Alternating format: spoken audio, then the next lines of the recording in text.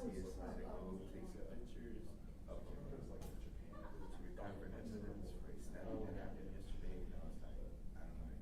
She was in like theater plays and such. And I figured it was like that gig.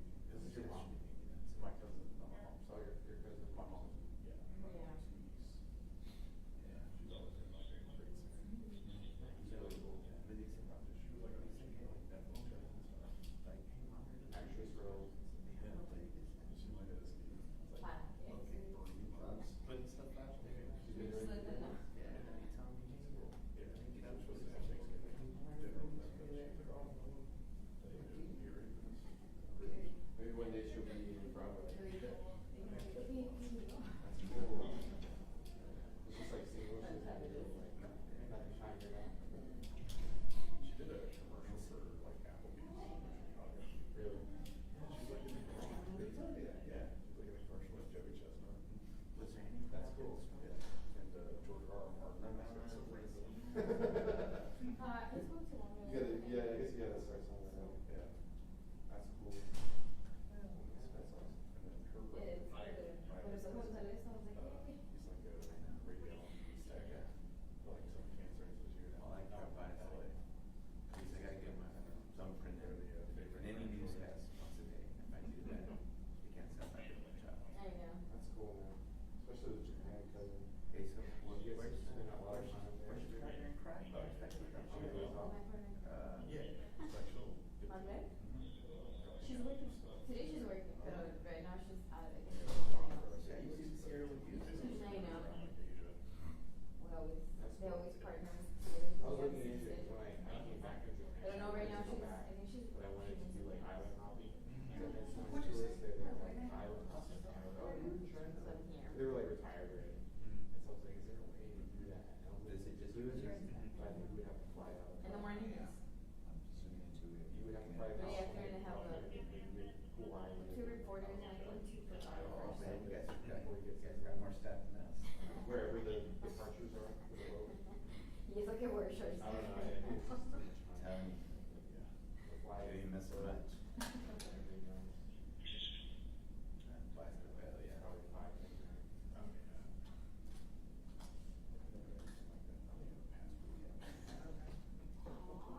yeah. That's fine.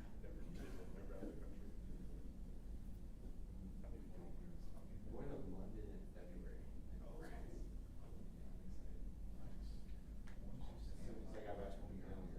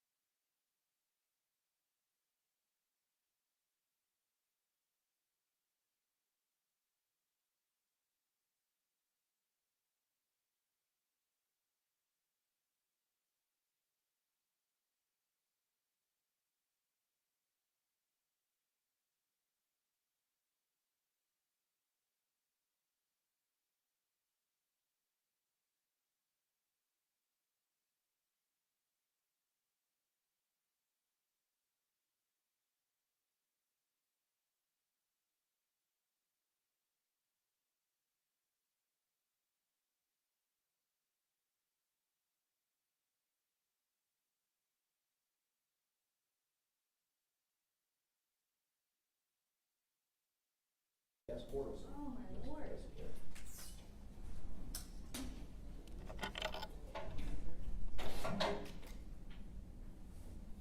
Hey, how are you?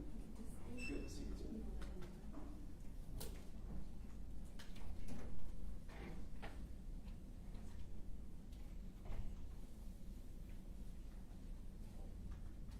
You still suck up these guys?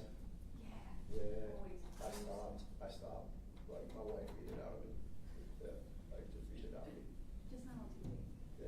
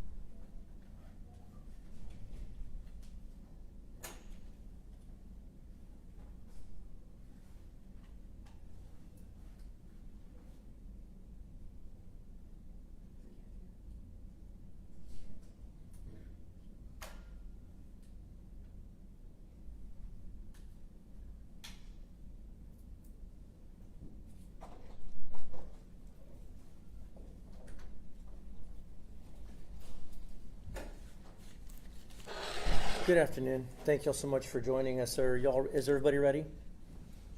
Everybody? Okay, good. Well, as you all know, I'm here to give an update on the deputy-involved shooting from yesterday, namely an update on how the deputies are doing. So let me start out by go ahead and giving the identifiers on the two deputies. Deputy Nathan Segala, he's been with the agency since 2012, and he's been on patrol since 2021. He was actually, and I'll give you more details later, but Deputy Segala was actually shot through the hand yesterday. He was the primary responding deputy yesterday.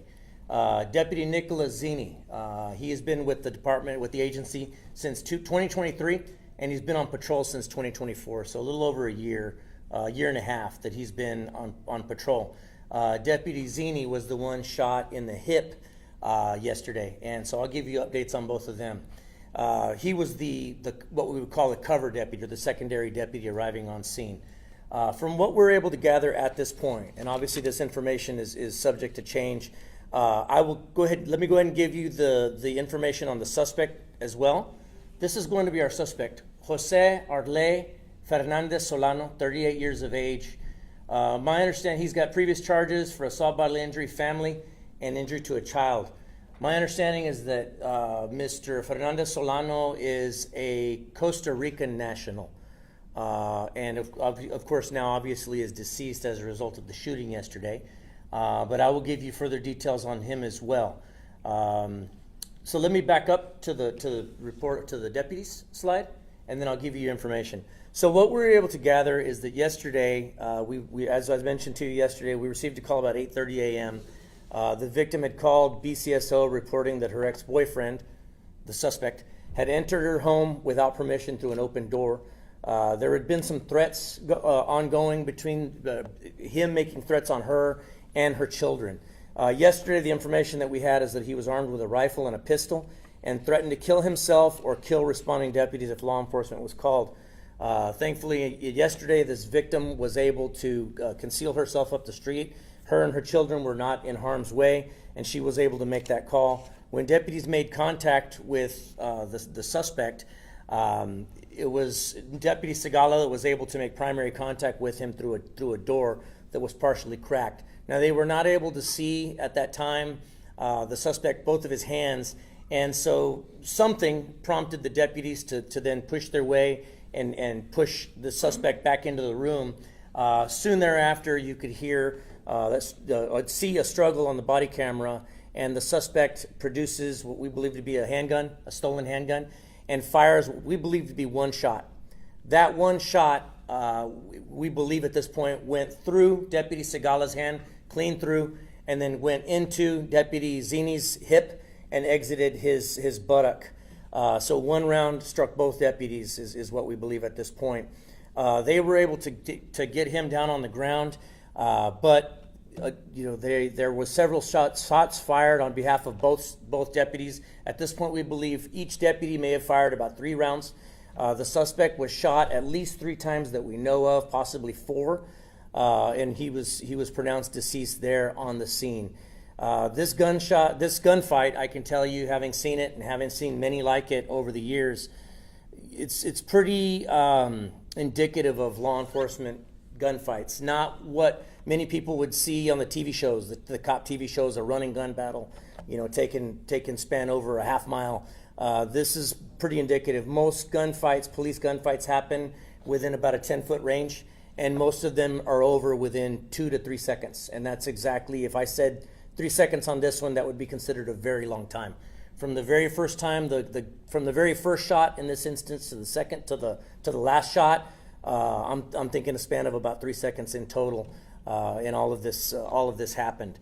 When the 3rd deputy arrived on scene, got to tell you, she did an excellent job. Along with these 2, they did an awesome job communicating what they needed. The 3rd deputy on scene did an excellent job, just in the calmest voice you'd ever hear. Getting on the radio, letting dispatch know that she had an officer down, at least one officer down, because at that time, I don't think they both knew they'd been hit. Rendering aid with one hand, first aid on Zini on one hand, while Sigala was trying to put on his own tourniquet, and she was letting responding deputies know that they had a suspect down. He was handcuffed after the fact, and that she was in the process of rendering aid. Once they were able to get the scene secured, these deputies were, of course, taken by EMS to University Health Hospital, where at present, Zini was released last night. Thankfully, he's home and recuperating. Sigala, later today, I'm being told, matter of fact, it might be right this moment, will be undergoing surgery for some significant injuries to his hand.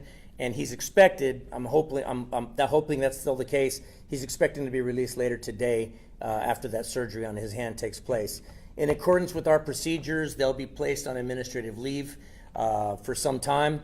Once it's determined by Dr. Naus, our staff psychologist, that they are ready to come back, they will come back to limited duty, to administrative duty for some time after that, until such time as the investigation reaches a certain point. Let me reiterate, at this point, I believe these deputies did their job well. They did it honorably, and I don't see how there's anything that anybody could have done any differently on their part. I'm very, very proud of how they reacted to this situation and how they handled it, and thankfully that they're both still alive and able to tell about it to this point. The suspect in the case, I will be honest with you, there's a lot of information on this. What we know on him is that he is, again, a Costa Rican national that has been deported at least one time. He's got various arrests. At this residence, going back to early 2024, January 2024, we've got about 22 different calls for service just at this residence alone. He's been arrested numerous times for domestic violence related type charges. And unfortunately, some of those cases have been dismissed. The latest case, so as of yesterday, he did have 2 felony warrants in association with the latest case that happened in October. There was a domestic violence related type case that happened in October, and he had 2 active warrants for that. There have been attempts made to try to place him into custody since then, but unfortunately we were not able to find him until yesterday when they were able to make contact with him, and we know how that situation worked out. I can't go too much into detail on how many arrests and when he was deported and how he came back. Some of those we don't know, but again, I could spend, based upon the number of records that I have in front of me right now, we could spend the better part of this afternoon just going line by line on this. And at this point, I just think it's too much information to try to get out there. We'll get that information out as soon as we're able to do so. But suffice it to say, this gentleman does have what we consider to be an extensive criminal history. And quite frankly, he's not somebody that even should have been in this country committing crimes or otherwise. And so, now we've got this victim and her children that are now trying to put their lives to get back together. And of course, we've got 2 of our own heroes that are now having to deal with their injuries and to see what the rest of their career looks like. Well, we're hopeful that they both make a full recovery and are able to get back to work as soon as they'd like to. We know that they've got a little bit of recovery time to go for both of them.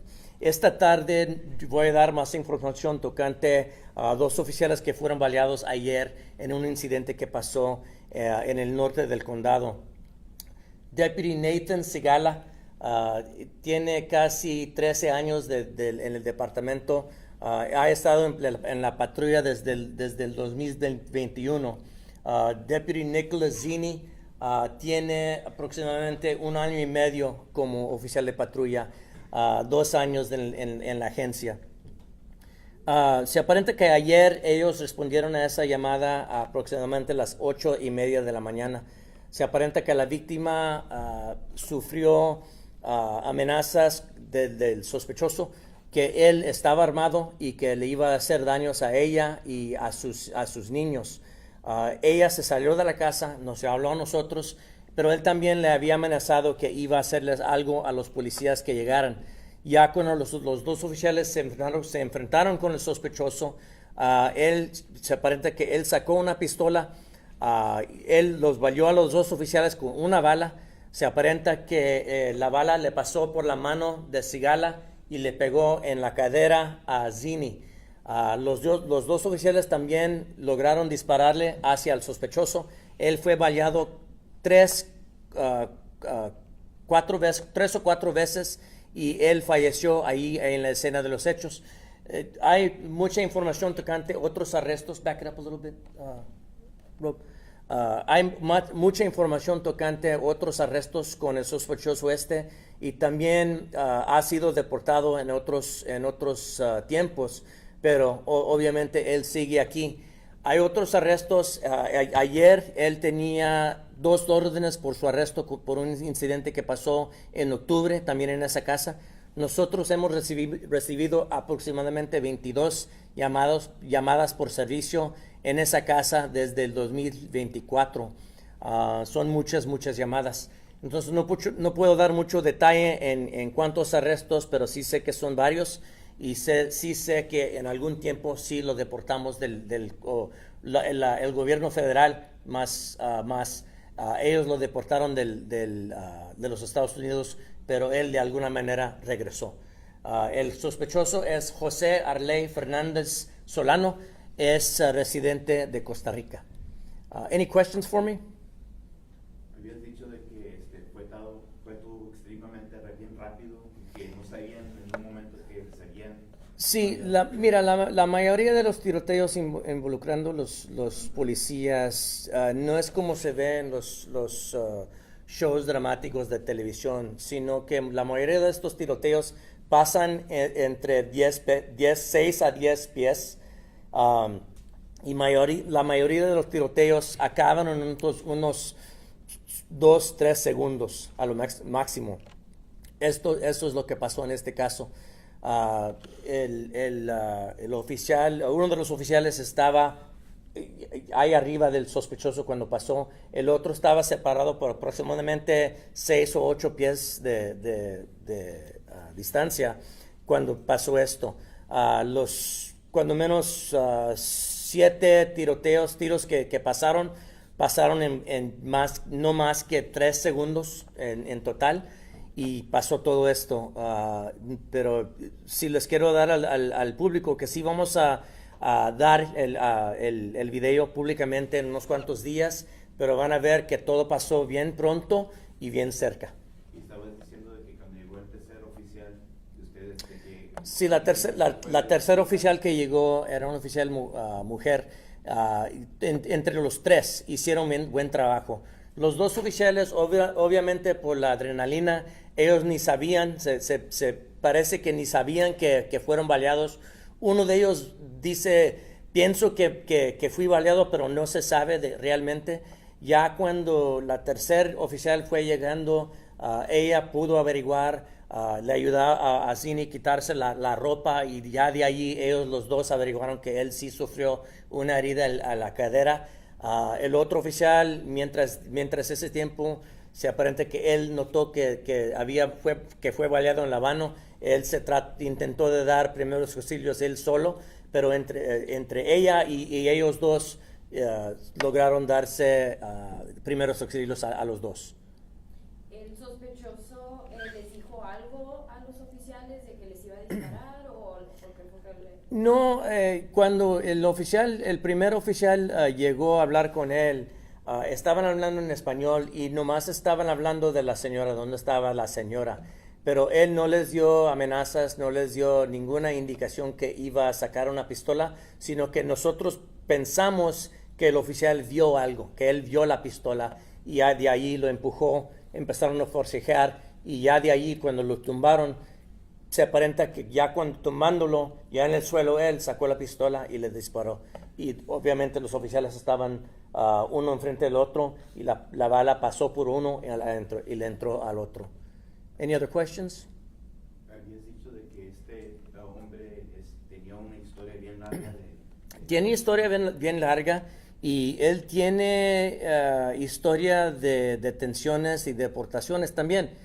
Por eso es importante poder decir que, mira, este asunto de la frontera es algo que todavía ya tenemos cuántos presidentes que han hecho promesas de enderezar el asunto de la frontera y todavía no se arregla.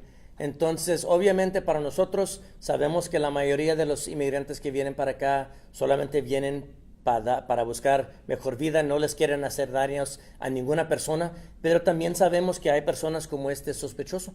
Entonces, es importante recordarles al público que hay todavía para qué enderezar la situación esta de la frontera. No nomás se toma de deportar a todos, se trata de deportar los que deberían ser deportados y los que quieren venir acá para trabajar, poner un sistema que los deja hacer eso y ese mismo sistema que previene tragedias como lo que pasó ayer.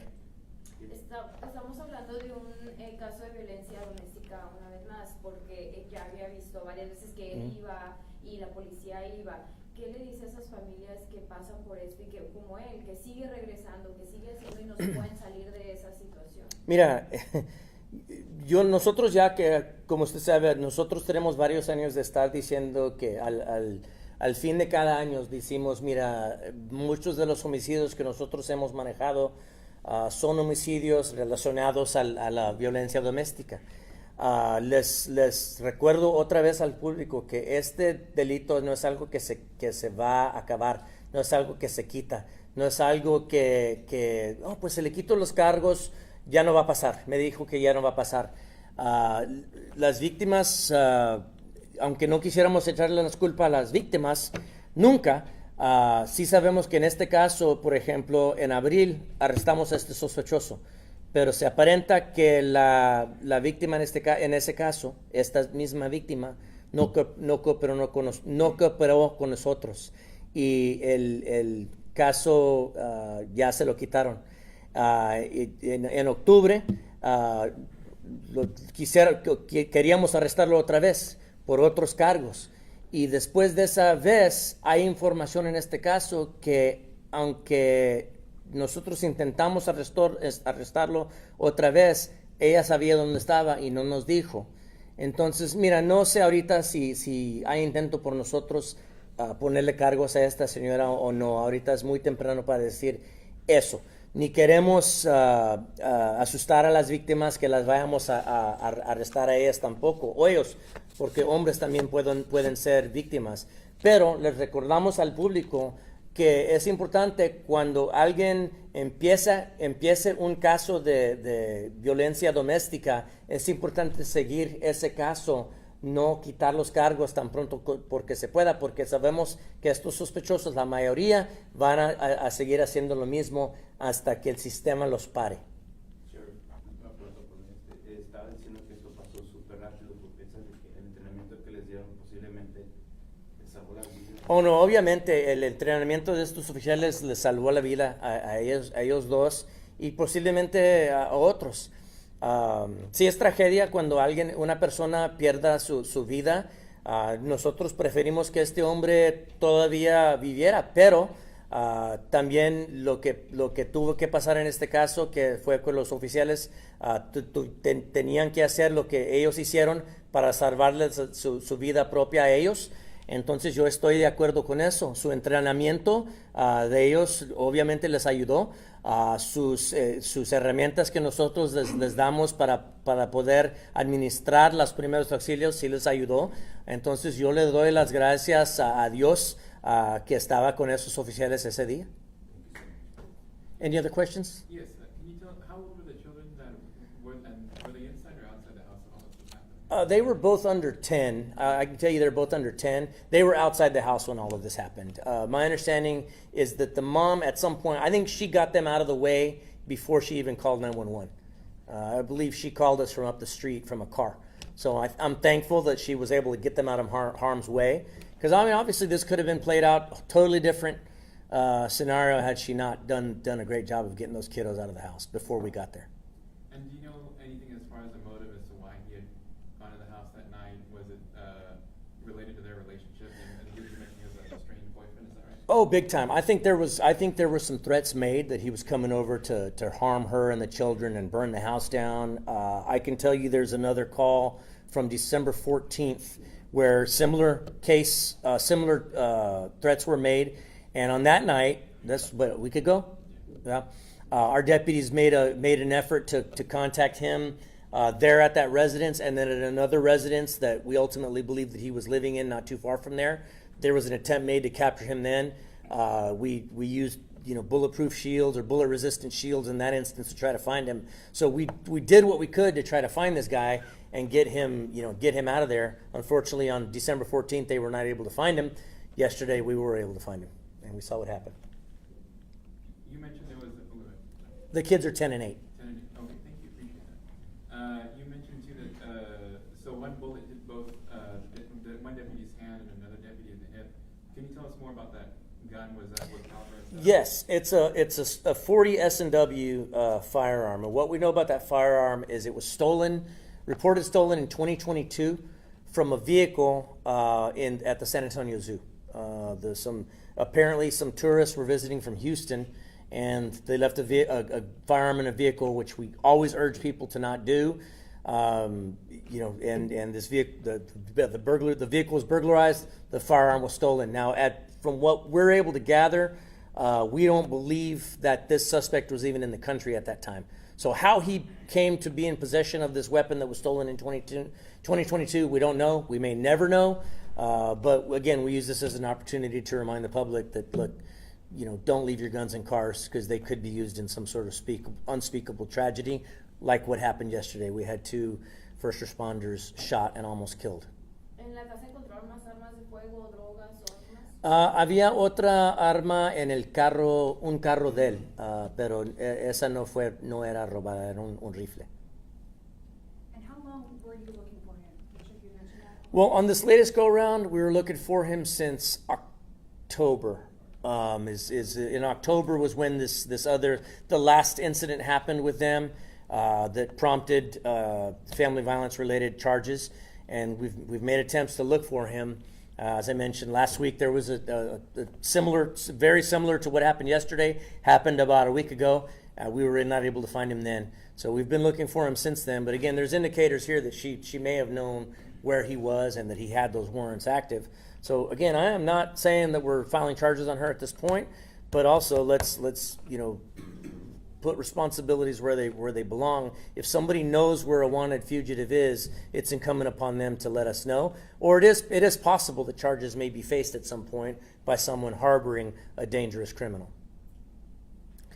Thank you all so much.